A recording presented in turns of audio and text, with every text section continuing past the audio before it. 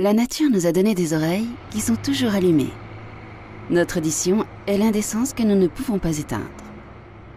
Nous entendons tout, tout le temps, le jour comme la nuit, même lorsque nous dormons. Et nous réagissons à tous les sons. Ils sont tous répertoriés et analysés d'une manière ou d'une autre. Et c'est comme ça que ça doit être. Les humains ont été conçus pour être à l'extérieur. Nos oreilles nous indiquent immédiatement d'où le son vient et à quelle distance. Des sons bizarres ont alerté l'homme des cavernes au danger.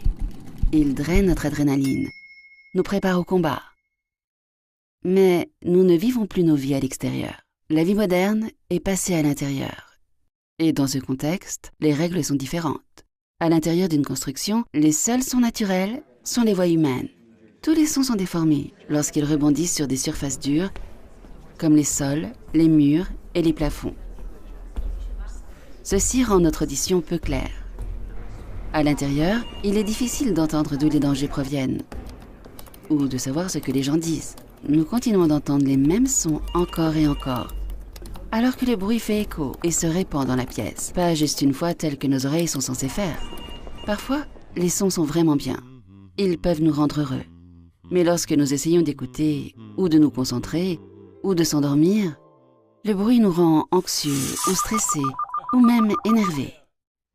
C'est un problème particulièrement sérieux dans les constructions où nous devons passer du temps, que nous le voulions ou non, telles que les écoles, les bureaux et les hôpitaux.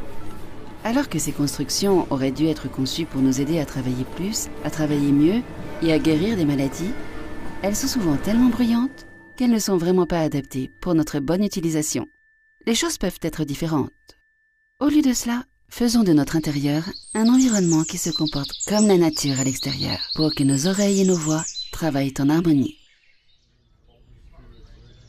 La lumière naturelle et la connexion avec la nature extérieure, elles sont communes dans le secteur médical, dans les hôpitaux, les cliniques, les institutions de santé mentale et les maisons de retraite.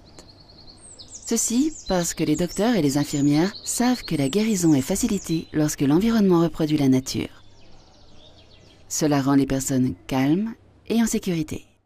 Une bonne acoustique fonctionne de la même manière, et c'est particulièrement important dans ce cas, et pas moins lorsque plus de la moitié des patients a plus de 60 ans.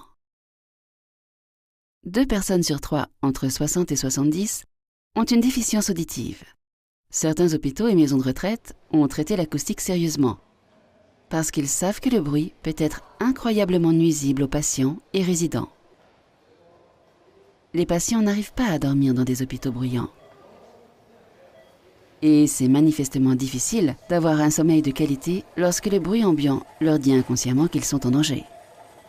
Ils sont stressés et confus, leur tension artérielle augmente, leur guérison ralentit. Comprendre ce que les personnes disent devient d'autant plus difficile lorsque les conversations distantes rebondissent entre les sols durs, les plafonds et les murs. Et ne pas pouvoir comprendre les voix mène au repli sur soi, au manque de confiance et à la dépression. Le bruit peut être nocif au personnel de l'hôpital aussi. Ils font plus d'erreurs, par exemple dans leurs ordonnances. Les malentendus sont courants lorsque le personnel communique avec les patients ou entre eux. Ou leur propre santé en souffre et ils prennent plus de congés maladie. En l'occurrence, une mauvaise acoustique est chère, autant en termes humains qu'économiques.